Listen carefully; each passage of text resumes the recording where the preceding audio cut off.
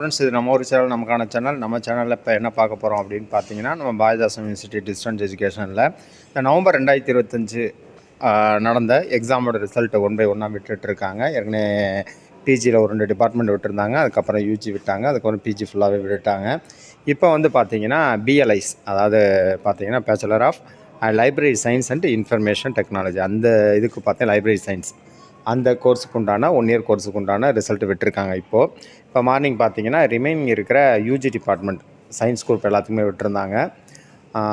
BCom science குரூப்லாம் விட்டுருந்தாங்க. இப்போ வந்து பார்த்திங்கன்னா லைப்ரரி சயின்ஸ் அந்த கோர்ஸுக்கு உண்டான ரிசல்ட் விட்டுருக்காங்க.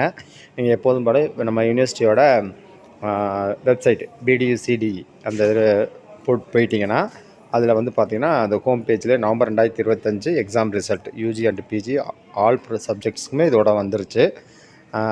அந்த ரிசல்ட்டை நீங்கள் கிளிக் பண்ணிட்டீங்கன்னா அடுத்து யூஜி நான் செமஸ்டர் ப்ரோக்ராம்னு இருக்கும், அடுத்து பிஜி இருக்கும். இப்போ நீங்கள் லைப்ரரி சயின்ஸ் அப்படிங்கிறதுனால யூஜி நான் செமஸ்டர் ப்ரோக்ராம் கொடுத்துட்டிங்கன்னா கிளிக் பண்ணிட்டீங்கன்னா ஏற்கனவே இந்த டிபார்ட்மெண்ட்லாம் வந்திருந்தது.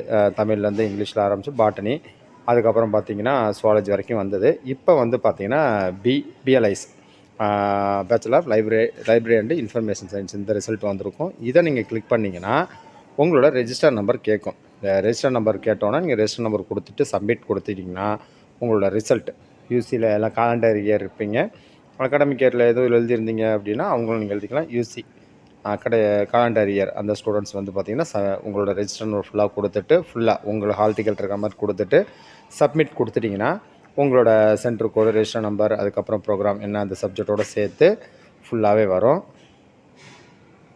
இதில் வந்து உங்களோட இந்த செமஸ்டருக்கு எழுதுனா எல்லா பேப்பரோட ரிசல்ட் இன்டர்னல் எக்ஸ்டர்னல் அதுக்கப்புறம் பார்த்தீங்கன்னா ரிசல்ட் முதற்கொண்டு ஃபுல்லாகவே எல்லாம் வந்துடும்.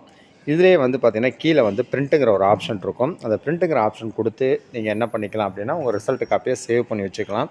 எதுக்காக அப்படின்னா உங்களுக்கு ஒரிஜினல் மார்க் ஷீட் வர வரைக்கும் இதை வந்து நீங்கள் டெம்பரரியாக யூஸ் பண்ணிக்கலாம். அதனால் இதை பிரிண்ட்டுன்னு கொடுத்துட்டு இது மாதிரி வந்துடும். இதில் சேவுங்கிற பிடிஎஃப்னு ஒரு ஆப்ஷன் இருக்குது பார்த்திங்கன்னா, அது கொடுத்து நீங்கள் சேவ் பண்ணி வச்சுக்கிட்டு எப்போ தேவையோ நீங்கள் ப்ரிண்ட் அவுட் எடுத்துகிட்டு தேவைப்படுறப்ப யூஸ் பண்ணிக்கலாம். அதனால் வந்து பார்த்திங்கன்னா யூஜி பிஜி எல்லா ரிசல்ட்டுமே வந்துருச்சு. அடுத்து வந்து பார்த்திங்கன்னா MBA MCA ரிசல்ட் வந்து அடுத்து வந்து விட்டுருவாங்க. ஸோ அது வந்த வரைக்கும் உங்களுக்கு அப்டேட் பண்ணுறோம். தேங்க்யூ ஃபார் வாட்சிங். ஏதாவது டவுட் ஏதாவது இருந்துச்சுன்னா நீங்கள் என்ன பண்ணலாம், நீங்கள் கமெண்ட்ஸில் கேட்டுங்க. தேங்க்யூ.